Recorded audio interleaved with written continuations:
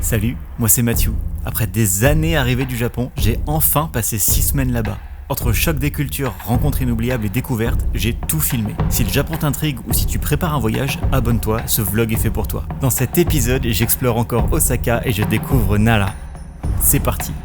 Je suis revenu au petit-déj. Je suis vraiment choqué de la qualité. J'ai fait un tas d'hôtels 3 étoiles en France. Ça explose le niveau des 3 hôtels français, en tout cas celui-là. Je sais pas s'ils sont tous comme ça. Je suis à Yokkaichi, c'est pas non plus la grande ville, mais waouh, la chambre est plus confortable. Bon bah l'accueil, c'est l'accueil à la japonaise. Ça je pense que c'est pareil, même dans les petites auberges, j'ai toujours été extrêmement bien accueilli. Mais le petit-déj, qu'est-ce qu'il était bon, enfin vraiment, il y avait beaucoup de choix, vraiment beaucoup de choix, juste trop bon quoi. Il me semble que je fais un deuxième 3 étoiles dans mon séjour et je fais un 4 étoiles. Et je m'attendais vraiment pas à ce que le 3 étoiles soit aussi bien. Je m'attendais vraiment à arriver dans un petit truc un petit peu pété, avec un petit déj un petit peu pété, comme on peut avoir en France quoi. Voilà, donc je suis très content. Et du coup je suis assez curieux de voir ce que c'est un 4 étoiles au Japon.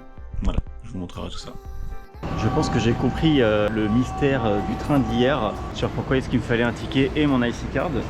C'est que là j'ai racheté un ticket pour aller à Osaka. En fait, il te demande si tu veux un simple ticket ou un ticket plus fare, donc un ticket plus, on va dire, les frais de déplacement. Et là j'ai pris plus les frais de déplacement et j'ai eu 3 tickets. Il y a le reçu, donc j'ai eu 2 tickets. Et il y a un ticket c'est pour le train et il y a un autre ticket c'est pour passer le portique. Et donc la dernière fois, comme j'avais juste pris le ticket simple de train, eh ben, j'ai dû payer les fares avec mon IC card. Et là j'ai pas eu besoin, donc c'est compris. Je me suis pas fait avoir, c'est soit tu prends les deux, soit t'en prends qu'un, mais tu dois payer quand même avec un autre moyen. Faut savoir. Voilà un ticket avec un transfert. Il faut que je prenne mon train à 9h39, ce train-là, qui va dans cette direction, que je ne sais pas lire. Et ensuite, transfert. Ça veut dire que je m'arrête à cette station-là, qui est ici Nakagawa quelque chose. Et à 10h10, je prends un autre train, donc je serai en voiture 6, place 3B, qui va dans cette direction-là, donc Osaka ou quelque chose comme ça. Et voilà comment ça se lit. Et le problème, c'est qu'il faut être très attentif aux stations où on s'arrête, parce que bah, si tu sais pas les lire, tu sais pas où tu t'arrêtes. Il faut les traduire.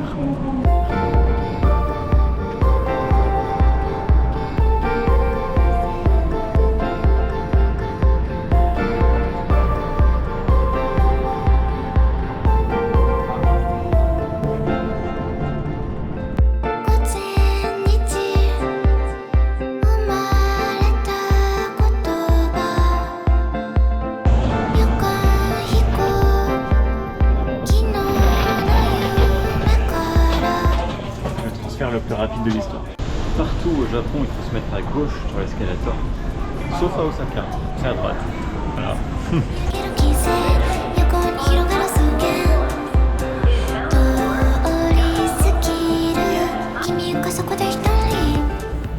Mon logement est juste là. Je viens d'y passer, j'ai déposé ma valise. L'auberge a l'air vraiment cool. À chaque fois, ça fait un petit peu genre concept store. Il y a vraiment une petite ambiance et tout ça. Donc là, il est tôt encore. Il est midi. Je vais passer au Mandalake, il y en a un qui est à 13 minutes à pied d'ici, donc je vais y aller. Si je trouve pas, j'irai au deuxième puisqu'il y en a 2 à Osaka. En réalité, il n'y en a pas beaucoup dans le Japon. J'ai une mission.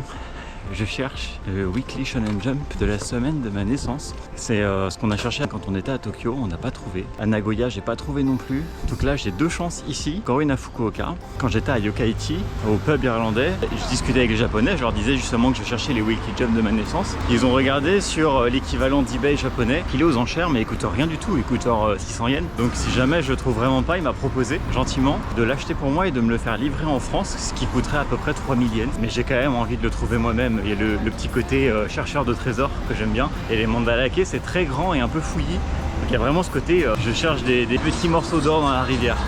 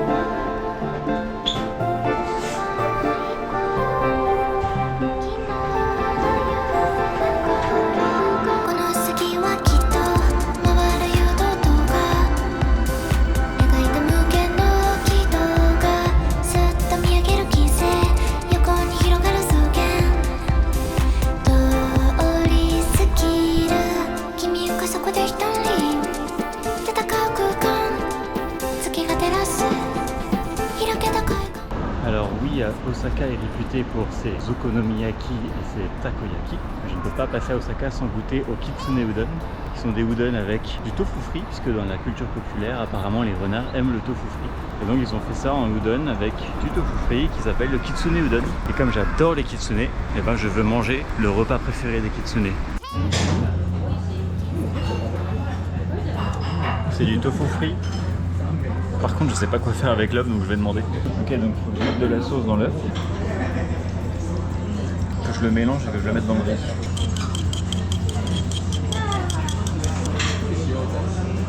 Heureusement que j'ai demandé, j'aurais jamais su. Regarde qui m'a...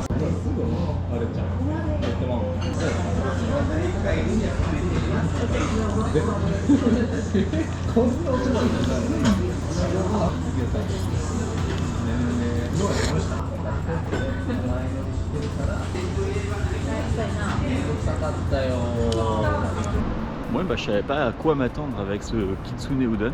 Bah, c'était très très bon. Et surtout les udon, qu'est-ce que c'est satisfaisant à manger. Je trouve ça encore meilleur que les ramen parce que c'est vraiment la grosse nouille qui va être vraiment chewy sous la dent. Je trouve ça vraiment bon. Puisque bien évidemment c'est important de comparer les nouilles. Et que, encore une fois, ce n'est pas la taille qui compte, c'est l'épaisseur. Et pour ça, les udon sont vachement meilleurs que les nouilles. C'est pour ça que je préfère les udon au ramen. Mais les ramen, leur bouillon est vachement meilleur, donc il faut manger les deux.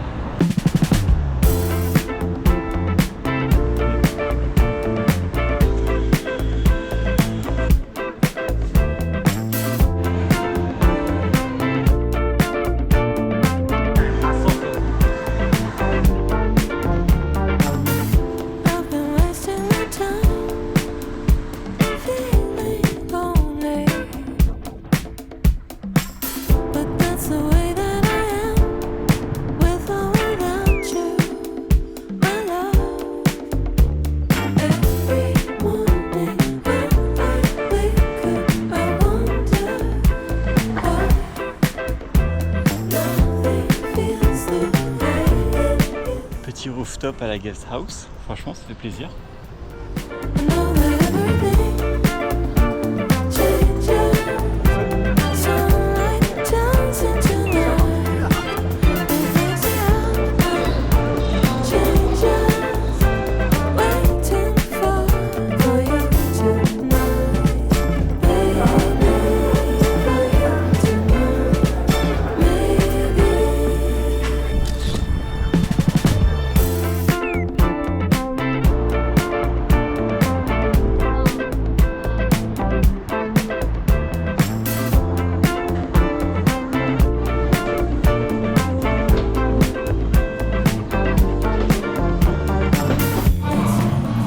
Pour 100 yens, je peux voir le château d'Osaka et avoir une conjonctivite.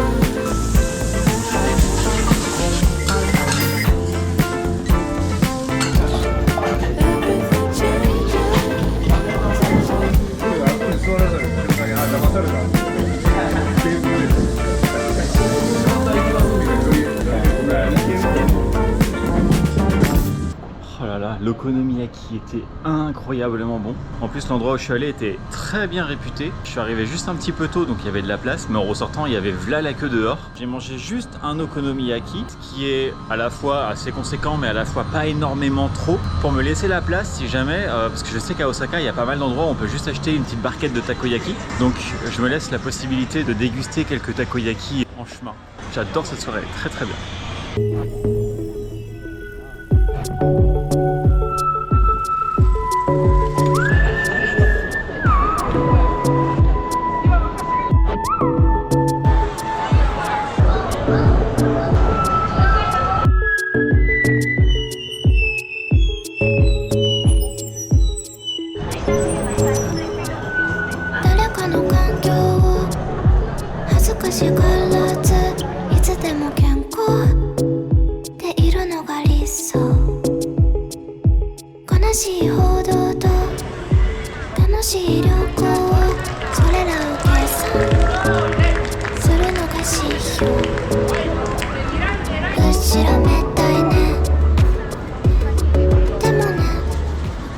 Bon bah j'étais en train de manger tranquillement mes takoyaki à ma table, et sur la table d'à côté il y avait une maman avec sa fille, et la maman commence à me taper la discute. C'est une Vietnamienne qui a voyagé un peu partout en Asie, qui me dit que le Japon c'est son meilleur voyage en Asie, c'est le pays qu'elle préfère. On m'a tapé la discute pendant un quart d'heure. C'est pour ça que j'aime bien voyager seul aussi, c'est que les gens viennent plus facilement te parler, alors que quand t'es à deux, ils ont peur de déranger. C'est trop cool de faire des petites rencontres comme ça, des micro-bouts d'histoire, c'est trop rigolo.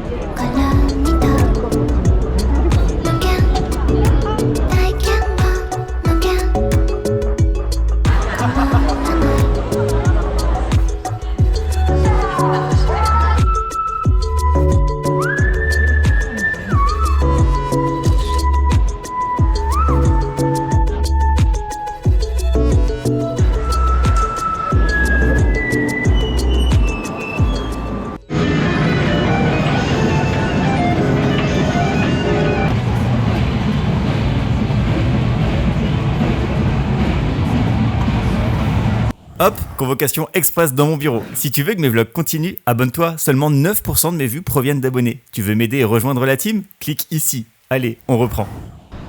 Et coucou, il est 7h45. Bon, je confirme que les auberges de jeunesse, en termes d'ambiance, c'est très cool. Par contre, en termes de sommeil, quand on est en dortoir, c'est vraiment à chier parce que on entend du bruit H24, c'est très mal insonorisé. Pour celui de Hakone, j'avais eu beaucoup de chance parce que c'était très bien pensé et on entendait peu de gens, c'était spacieux. Bref, c'était très bien. Mais là, ça ressemble plus à l'expérience que j'ai eue à Kusatsu où les lits étaient un petit peu merdiques, ce qui fait qu'au moindre bruit, t'entendais du bois qui grince, les gens qui se lèvent au milieu de la nuit, les gens qui se retournent, les gens qui toussent, tout ça. Ça fait que tu dors pas si bien que ça. Donc, auberge de jeunesse, je referai, mais en chambre individuelle à chaque fois, parce que l'ambiance est là, l'ambiance est cool, mais tu dors pas bien quand t'es en dortoir, clairement pas. Donc c'est pas grave, j'ai quand même dormi un petit morceau de la nuit, et là il est pas encore 8h, je me dirige pour aller prendre le métro pour aller au château d'Osaka, puisque je pense que c'est très touristique, et comme toujours au Japon, quand c'est très touristique, il faut y aller soit très tôt, soit très tard.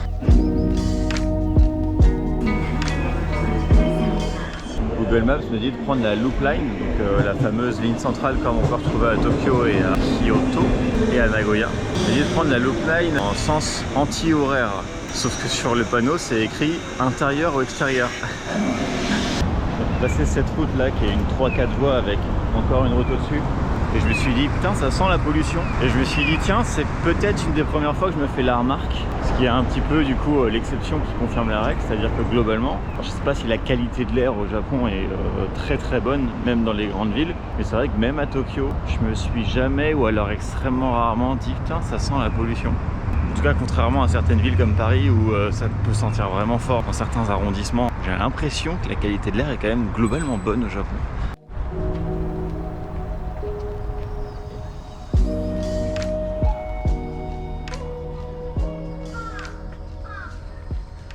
Ces oiseaux-là, on les entend beaucoup au Japon. Et ça me donne vraiment l'impression qu'ils sont morts de rire à chaque fois.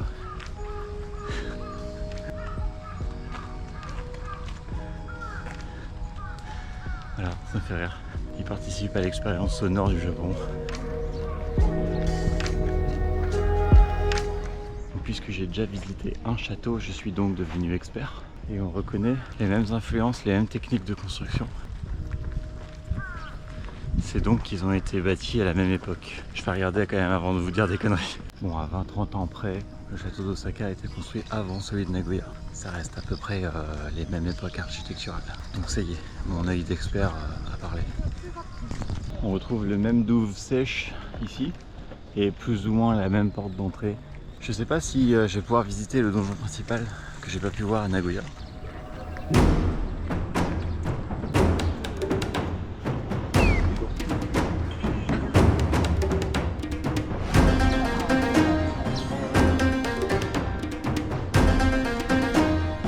Je vous présente une autre de mes créatures mythiques japonaises préférées, le Shachihoko. On le retrouve presque toujours au sommet des châteaux japonais. Ce monstre au corps de carpe koi et à la tête de dragon a le pouvoir de faire pleuvoir, ce qui était très pratique pour les châteaux qui étaient quasi systématiquement détruits par le feu à l'époque. Les Shachihoko dorés sont encore plus rares et on les appelle les Kinshachi. Il y en avait aussi sur le château de Nagoya, mais je n'ai pas pu les approcher.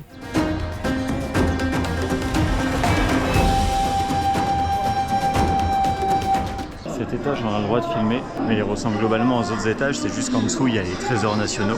C'est cool, c'est un musée, c'est intéressant. C'est juste que du coup, l'intérieur du donjon lui-même, il fait pas très authentique.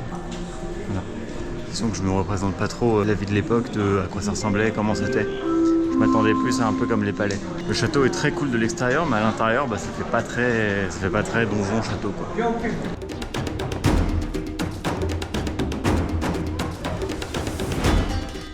Globalement, j'ai été très heureux de visiter le château d'Osaka. Me promener dans l'enceinte du château me permet de mieux visualiser la vie de l'époque, et si vous ne faites que Osaka, Kyoto, Tokyo, je vous conseille vivement de le visiter. En revanche, vous me verrez bientôt visiter le château d'Imeji, et vous comprendrez rapidement pourquoi il a été le plus beau château que j'ai visité durant mon séjour.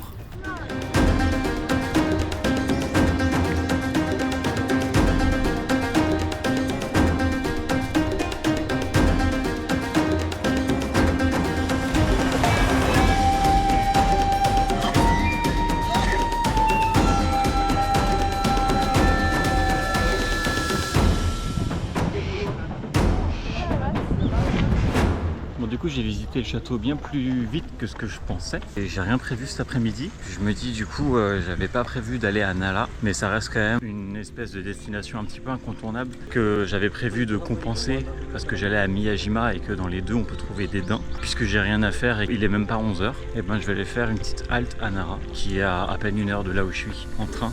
On va là-bas et on va voir, ça me fera une petite destination supplémentaire à rajouter à ma liste.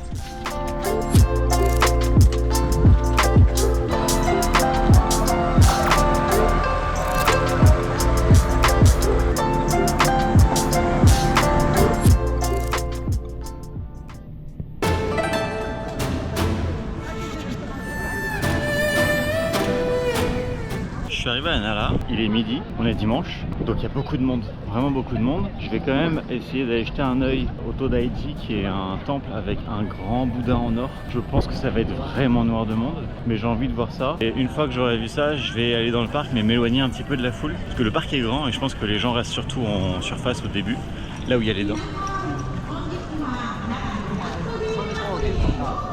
Et on va essayer de trouver un endroit un petit peu plus calme dans cette cohue. Petit rideau de brume pour la chaleur. Il faudrait ça tout le long jusqu'au parc.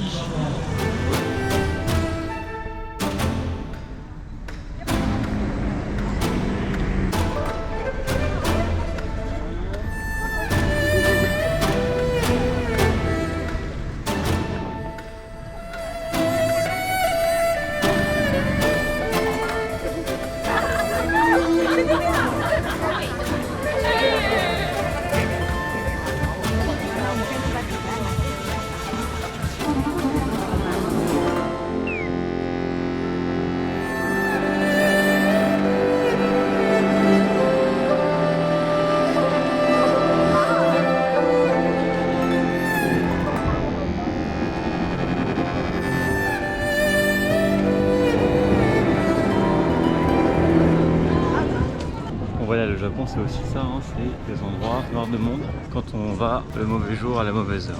On n'a pas toujours le choix donc on fait avec. Et donc le cri du daim, c'est littéralement une porte qui grince.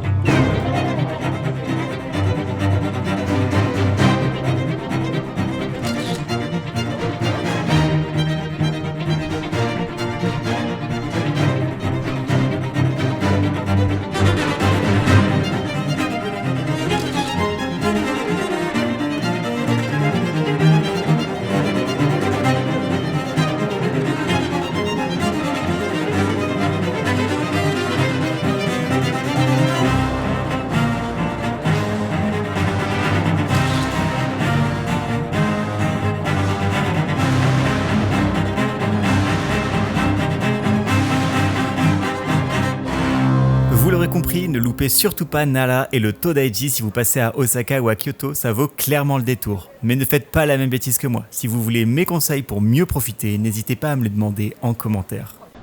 Je m'étais acheté un parapluie pour la pluie à Nagoya, mais je crois que depuis que je l'ai, je me suis plus servi pour me protéger du soleil. Il fait vraiment très chaud et avoir une petite ombrelle portable, c'est vraiment très pratique. C'est plus un parasol qu'un parapluie finalement.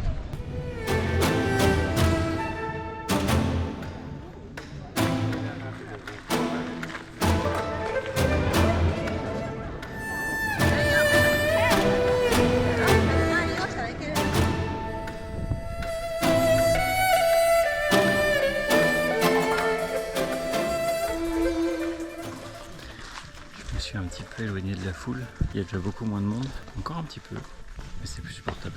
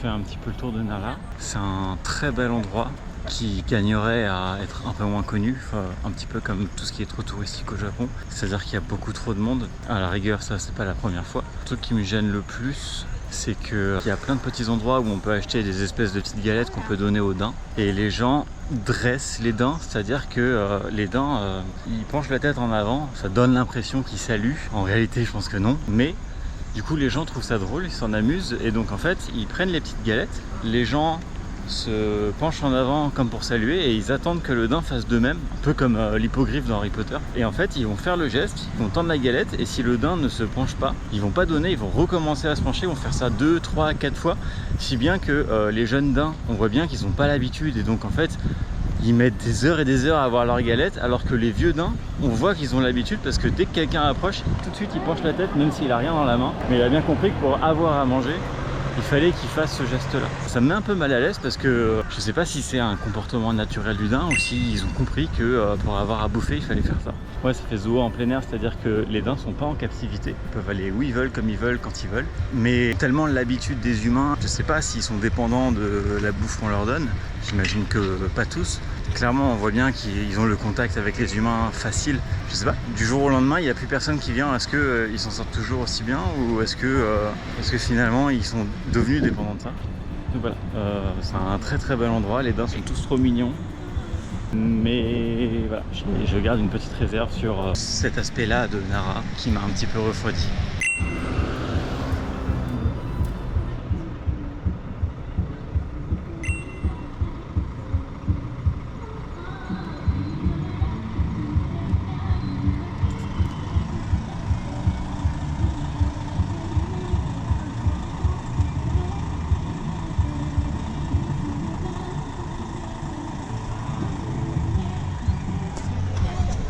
Voilà, ça image exactement ce que je viens de vous dire. Que s'il n'avait pas baissé la tête, le daim, le gars aurait recommencé jusqu'à ce que le daim penche la tête. Ça j'aime pas, j'aime vraiment pas.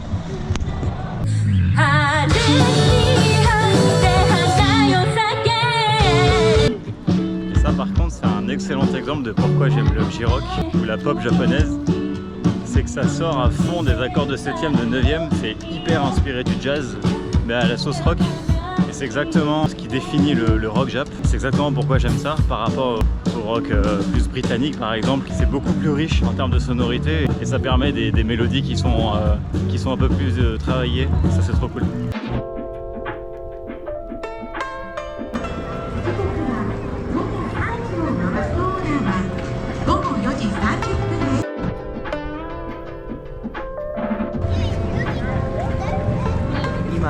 Je me refais des petits takoyaki parce que j'adore ça. Ils sortent tout juste de la plaque, donc il m'a bien dit de les couper. Il m'a bien dit de les couper en deux, sinon j'allais me brûler pour laisser un petit peu la chaleur partir. On va goûter ça. J'ai pris mayonnaise sauce ponzu en topping. C'est grave bon.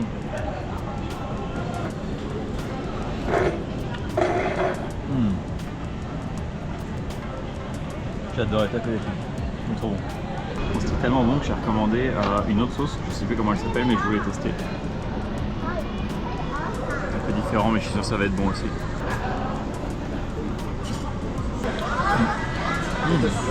C'est épicé celui-là. Oh ça pique, j'aime bien. Pendant ma deuxième commande de takoyaki, il y a une femme qui s'est assise à la table juste à côté de moi et elle a commencé à me taper la discute. Donc on discute et tout ça de notre voyage au Japon et elle était danoise. J'ai vraiment parlé à beaucoup de nationalités différentes en si peu de temps. Je trouve ça trop bien. De voyager tout seul, ça permet vraiment de taper la discute et c'est vraiment les gens qui viennent me parler donc j'aime bien. Je trouve ça hyper agréable. Et donc la danoise qui avait entre 50 et 60 ans me demande d'où je viens moi aussi. Donc je lui dis bah France. Elle me fait ah j'aurais pas deviné. Et je lui demande pourquoi. Elle me fait bah d'habitude j'entends l'accent français. Et là elle a pas entendu. Je me suis dit bon, ça veut pas dire que je parle bien anglais. Ça veut dire que j'ai pas l'accent de la France. Avant de partir, abonne-toi si cette vidéo t'a plu, je n'en suis qu'à la moitié de mon voyage. Tu peux retrouver les 5 épisodes précédents sur ma chaîne YouTube. Si tu veux soutenir mon travail, laisse un like sur cette vidéo et partage-la à tous ceux qui souhaitent découvrir le Japon. Et si tu as la moindre question, je me ferai un plaisir d'y répondre en commentaire. Je te retrouve dans la prochaine vidéo.